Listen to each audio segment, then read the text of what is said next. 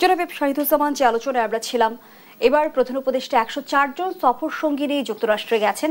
সেই তালিকা নিয়েও আমরা দেখছি যে অনেক প্রশ্ন উঠেছে, প্রয়োজনীয়তা কি সেটি নিয়েও অনেকে বিচার বিশ্লেষণ করছেন। এক্স্যাক্টলি, আপনি এই বিষয়টা আমার মনে হয় একেবারে রাইটলি তুলে ধরেছেন, এবং এটা নিয়ে প্রচুর সমালোচনাও হয়েছে আর হবেও আগামী কয়েকদিনের ভিতর। এখানে বেসিক প্রশ্নটা যেটা উঠে যে এরা যে এতজন ইনক্লুডেড হয়েছে, সেখানেই প্রফেসর ইউনূসের কনসেন্ট ছিল, তার অ্যাটিটিউড কেমন ছিল। এখন এখানে কি কোনো হিউম্যান অ্যাপ্রোচ নেওয়া ঠিক হবে, যেখানে আপনার আমাদের দিয়ে বাজেট টাকা থেকে এত বিশাল একটা অ্যামাউন্ট চলে যায়, ডেইলি অ্যালাউয়েন্স এক একজনের জন্য, it's not a matter of joke. এবং টোটাল অ্যামাউন্ট ধরতে গেলে শোনা যায় যে ৬০০-৭০০ কোটি টাকা নাকি খরচ হচ্ছে এতজনের দেশে। Absolutely unnecessary.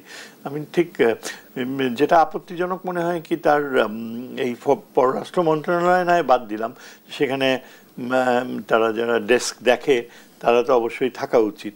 তারপর এই পলিটিশিয়ানদের নিয়ে এত কোনো প্রয়োজনই ছিল না, একেবারেই অপ্রাসঙ্গিক, এবং এটা খুবই আপত্তিজনক, এবং এদের খরচ বহন করছে সরকার।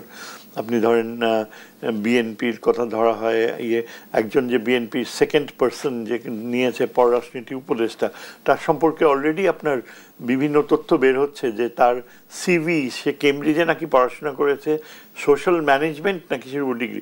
দেখা যাচ্ছে যে কেমব্রিজের ইয়েতে তার ওই নামে কেউ নাই, এবং তিনি যে সময় দাবি করেছেন যে ডিগ্রি নিয়েছেন, ওই সময় নাকি ওই ডিপার্টমেন্টই খোলা হয় নাই। তিনি দাবি করেছেন ২০১২ সালে, অথচ ওই সাবজেক্টটাও কেমব্রিজে ওপেন করা হয়েছে ২০১৫ সালে। এইসব ডিটেলস পর্যন্ত বের হয়ে আসছে। Then why do you have to take, কার স্বার্থে নিয়ে যান? তারপর ধরেন এই যে ছাত্র নেতাদের, এদের ব্যাপারটাও যা ঘটে, এদের সম্পর্কে আমার মন্তব্য না করাই ভালো।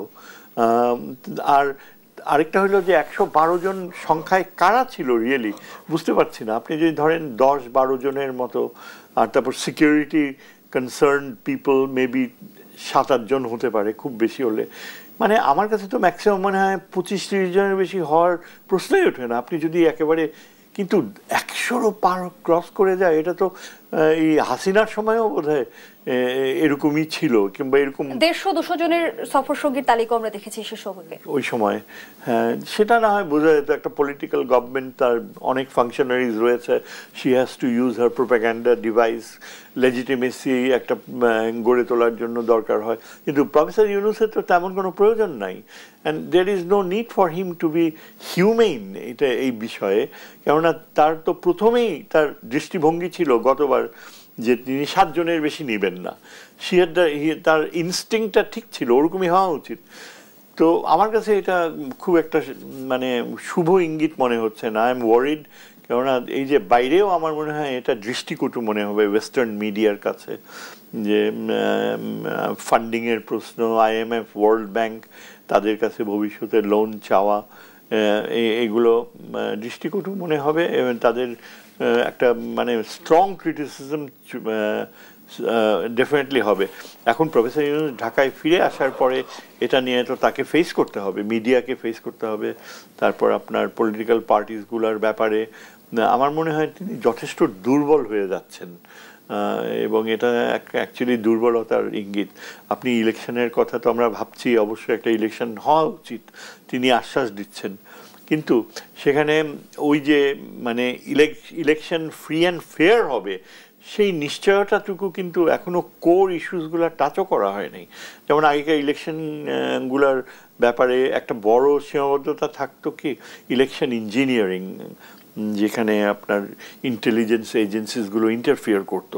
এখন এই যে তার যে কমিশনগুলো করা হয়েছে, এই বদিউল মজুমদার, এদের কমিশনে কিন্তু কত রকমের আচরণবিধির কথা বলা হয়েছে, যে তারা পলিটিক্যাল পার্টিস, কিন্তু যেগুলো আপনার খুবই ম্যাটার করে, সেন্সিটিভ, সেগুলো কিন্তু একদম টাচ করা হয় নাই। ইন্টেলিজেন্স বডিজগুলোর চিফসদেরকে ডেকে আনা, ইন্টারভিউ করা, তারপর ওইখানে ইলেকশন কমিশনও তো এই ব্যাপারে কিচ্ছু বলছে না।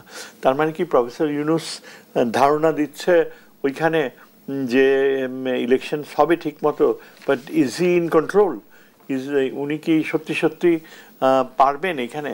তারপর এখানে আপনার ধরেন যে আমলাতন্ত্রে যারা রয়েছে পররাষ্ট্র নীতির ক্ষেত্রে, সেখানে যেটা আমার মনে হয়, আমি এটা অ্যাজ অ্যান একাডেমিক এই বিষয়টা আমি উত্থাপন করতে পারি যে আমাদের ন্যাশনাল সিকিউরিটি অ্যাডভাইজার যিনি রয়েছেন অত্যন্ত দক্ষ এবং অত্যন্ত অভিজ্ঞ একজন কূটনীতিক, যদিও বাংলাদেশের জন্য তার সার্ভিস খুবই সীমিত পর্যায়ের ছিল, কিন্তু তার যে গুরুত্ব সেখানে তিনি কি ঠিক মতো আগামী মাসগুলোতে রোহিঙ্গা প্রশ্ন যেমন তিনি কি ফাংশন করতে পারবেন? জাতিসংঘে কালকে যে অধিবেশনটা হচ্ছে সেখানে এই ফরেন ন্যাশনাল সিকিউরিটি অ্যাডভাইজারই তো মুখ্য ভূমিকায় থাকবেন।